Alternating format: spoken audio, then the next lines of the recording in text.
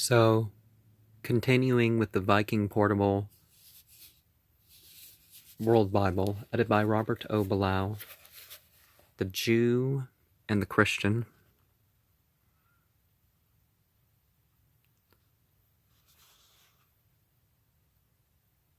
So perhaps the Christian is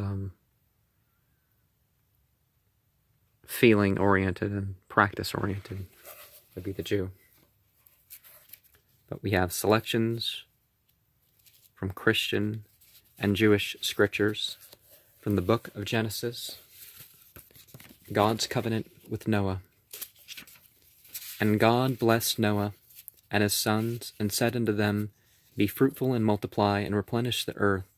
And the fear of you and the dread of you shall be upon every beast of the earth, and upon every fowl of the air,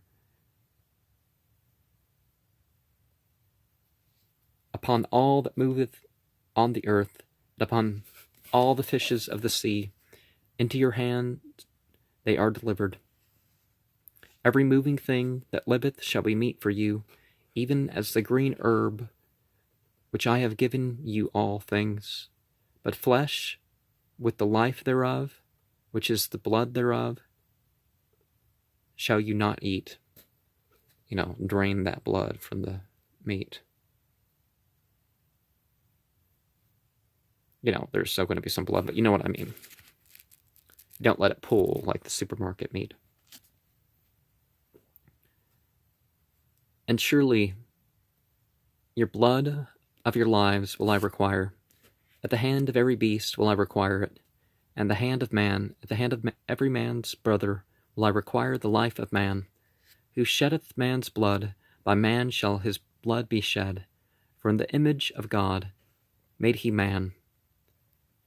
Some supermarkets freeze the blood in with the meat to sell it. Well, it gives it more weight, but...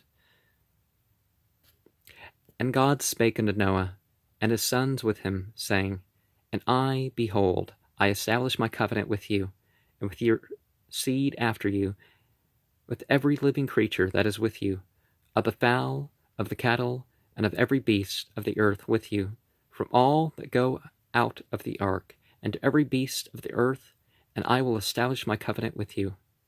Neither shall all flesh be cut off any more by the waters of a flood, neither shall there be any more a flood to destroy the earth. And God said, This is the token of the covenant which I make between me and you, and every living creature that is with you. For perpetual generations I do set my bow in the cloud, and it shall be a token of a covenant between me and the earth. And it shall come to pass, when I bring a cloud over the earth, that the bow shall be seen in the cloud, and I will remember my covenant, which is between me and you, and every creature of all flesh, and the water shall no more become a flood to destroy all flesh. And the sons of Noah that went forth out of the ark were Shem, and Ham, and Japheth, and Ham is the father of Canaan. These are the three sons of Noah, and of them was the whole earth overspread. Now another unkept promise.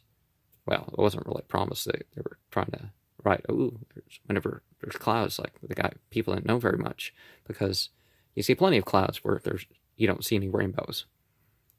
And obviously they didn't die as soon as they ate the fruit. The Tower of Babel. And the whole earth was of one language, and of one speech. And it came to pass, as they journeyed from the east, they found a place in the land of Shinar, and they dwelt there. And they said to one another, Go, let us make brick, and burn them thoroughly. And they had brick for stone, and slime they had for mortar. And they said, Go to, let us build a city and a tower, whose top may reach unto heaven, and let us make a name, lest we be scattered abroad the face of the whole earth. And when the Lord came down to see the city and the tower, which the children of men builded, I'm not going to worship a God that doesn't already know. And the Lord said, Behold, the people is one, and they have all one language. And this they began to do, and now nothing will be restrained from them, which they have imagined to do. Go, let us go down there, and there confound their language, and they may not understand one another's speech.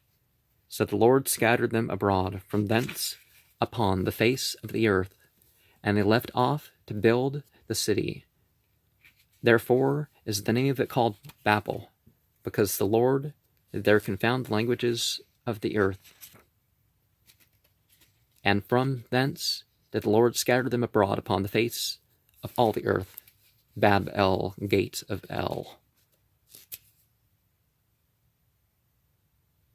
Bab Evrush, divine gates, which Bifrons in the Goetia, the true starting entity of Samhain, not Vine, Bifrons, relates to this. And I'll say more when that program comes, won't I? Or did I already do that program? God's covenant with Abraham. Now thy Lord has said unto Abraham, Get thee out of thy country, and from thy kindred, and from thy father's house, unto a land which I will show thee, and I will make of thee a great nation, and I will bless thee, and I will make thy name great. And thou shalt be a blessing, and I will bless them that bless thee, and curse them that curse thee. And in thee shall all families of the earth be blessed. So Abraham departed, as the Lord had spoken unto him, and passed through the land unto the place of Sichem, unto the plains of Moreh. And the Canaanite was then in the land. And the Lord appeared unto Abraham, and said, Unto thy seed I will give this land. And there builded he an altar unto the Lord, who appeared unto him, and removed from thence unto a mountain on the east of Bethel, and pitched his tent, having Bethel on the west, and Hai on the east. There he builded an altar unto the Lord, and called upon the name of the Lord. Yahweh, God is a noun, as a verb, in whatever form. It's a law is God is a noun and a verb, and just because you use a different language doesn't mean that you're not referring to God. But some idiots do. We worship God, but not Allah. It's like, so the singular and definitive word that's used for God in John 3:16, that's not John 3:16. It's not talking about your God. Well, I mean, it's a claim that I don't believe in. And Abram journeyed, going on still towards the south, and there was a famine in the land, and Abram went down into Egypt to sojourn there, for the famine was grievous in the land. And when Abram was 90 years old and 9, the Lord appeared to Abram and said unto him, I am the Almighty God. Walk before me, and be thou perfect, and I will make my covenant between me and thee, and will multiply thee exceedingly. And Abram fell on his face, and God talked with him, saying, As for me, behold, my covenant is with thee, and thou shalt be a father of many nations. Neither shalt thy name be called any more Abram, but thy name shall be Abraham. Avraham is actually a Persian name. From Ur, no less. Erratic. Abraham.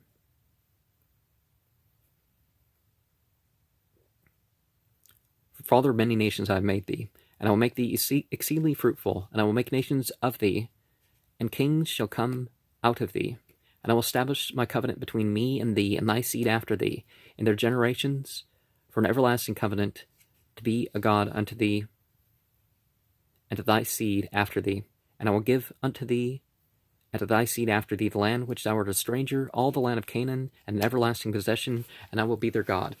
Well, God is everyone's God, no matter whether it's accepted or not.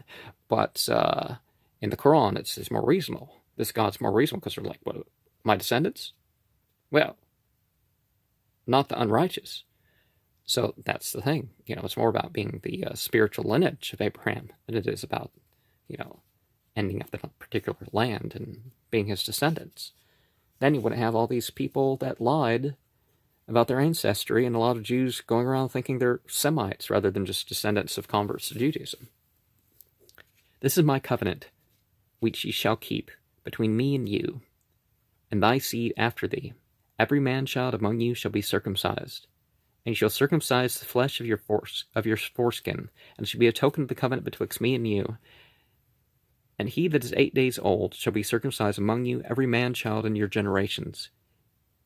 He that is born in the house, or bought with money of a stranger, which is not of thy seed, that is born in thy house, and he that is bought with thy money, must needs be circumcised, and my covenant shall be in your flesh, an everlasting covenant. And the uncircumcised man or child, whose flesh of his foreskin is not circumcised, so that soul shall be cut off from his people, and hath broken my covenant. Now, this was actually something that was picked up by the Jews when they went back into Canaan, and the Egyptians had it, but they dropped it off and they picked it back up. God's religion is not anti-nature. Most of the immune system of that part of the body relies in the foreskin or the clitoral hood. So, going to have a lot more infections and all that other stuff, but you see the anti-nature current. Well, the dust of the earth is like so. And God said unto Abraham, after Sarah thy wife, thou shalt not call her name Sarai, but Sarah shall her name be, and I will bless her, and give thee a son also of her. Yea, I will bless her, and she shall be a mother of nations. Kings of people shall be of her. Then Abraham fell upon his face, and laughed, and said in his heart, Shall a child be born unto him that is 100 years old? And shall Sarah, who is 90 years old, bear? And Abraham said unto God, that Ishmael might live before thee. And God said, Sarah, thy wife shall bear a son indeed, and thou shalt call his name Isaac. And I will establish my covenant with him for an everlasting covenant, and with his seed after him. As for Ishmael, I have heard thee. Behold, I have blessed him, and will make him fruitful, and he will multiply him exceedingly. 12 princes shall he beget, and I will make him a great nation. Much greater nation than the Israelites. But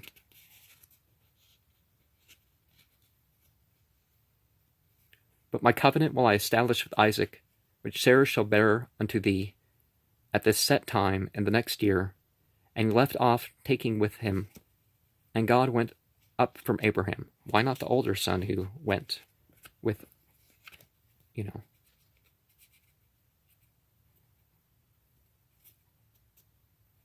But my covenant will I establish with Isaac, with Sarah shall bear unto thee at this set time in the next year. And he left off taking with him, and God went up from Abraham. And Abraham took Ishmael his son, and all that were born in his house, and all that were bought with money, every male among the men of Abraham's house, and circumcised the flesh of their foreskin, the selfsame day, as God had said unto him. And Abraham was 90 years old and 9 when he was circumcised in the flesh of his foreskin. Now,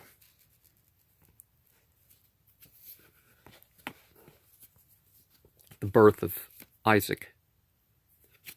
And Abraham journeyed thence towards the south country, and dwelt between Kadesh and Shur, and sojourned in Gerar.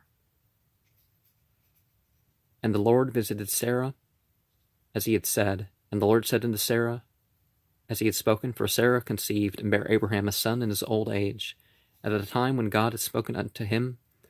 And Abraham called the name of his son that was born unto him, whom Sarah bare to him, Isaac. And Abraham circumcised his son Isaac, being 8 days old, as God had commanded him. And Abraham was 100 years old when his son Isaac was born unto him. And Sarah said, God hath made me to laugh, so that all that hear will laugh with me. So would he have said unto Abraham, that Sarah should have given children suck, for I have borne him a son in his old age. Now, hundreds of baby boys die from this practice in America every year. Female circumcision is legal in this country too.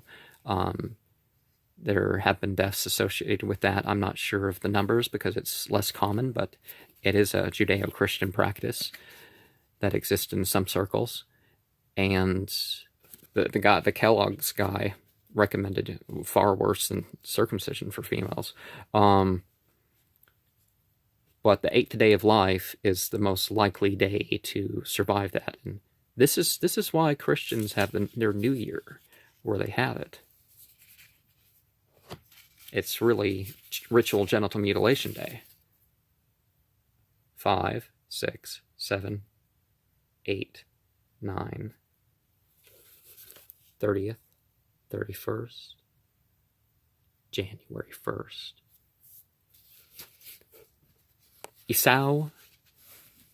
Esau and Jacob. And Abraham gave all that he had unto Isaac. And these are the days of the years of Abraham's life which he lived, 160 years. Then Abraham gave up the ghost, and died in a good old age, an old man full of years, and was gathered to his people. And his sons Isaac and Ishmael buried him in the cave of Machpelah, in the field of Ephron, the son of Zohar the Hittite, which is before Mamre, the field where Abraham purchased the sons of Heth. There was Abraham buried, and Sarah his wife. And it came to pass after the death of Abraham that God blessed his son Isaac, and Isaac dwelt by the well of Lahairoi. And these are the generations of Isaac, Abraham's son. Abraham begat Isaac. Isaac was 40 years old when he took Rebekah to wife, and the daughter of Bethuel, the Syrian of Padan Aram, the sister to Laban the Syrian. And Isaac entreated the Lord for his wife, because she was barren, and the Lord was entreated of him. And Rebekah his wife conceived, and the children struggled together within her. And she said, If it is so, why am I thus? And she went to inquire of the Lord. And the Lord said unto her, 2 nations are in thy womb, and 2 manner of people shall be separated from thy bowels. Well, children aren't in the bowels, but, ambiguous language, as I said. And the one people shall be stronger than the other people, and the elder shall serve the younger. And when her days to be delivered were fulfilled, behold, there were twins in her womb. And the first came out red all over like a hairy garment, and they called his name Esau. I'm not sure the exact pronunciation. Is it Asu, maybe? And after that came his brother out, and his hand took hold on Esau's heel, and his name was called Jacob. And Isaac was 80 years old when she bare him. I like to use the real pronunciations. But I'm going to stop there so I have some spare space.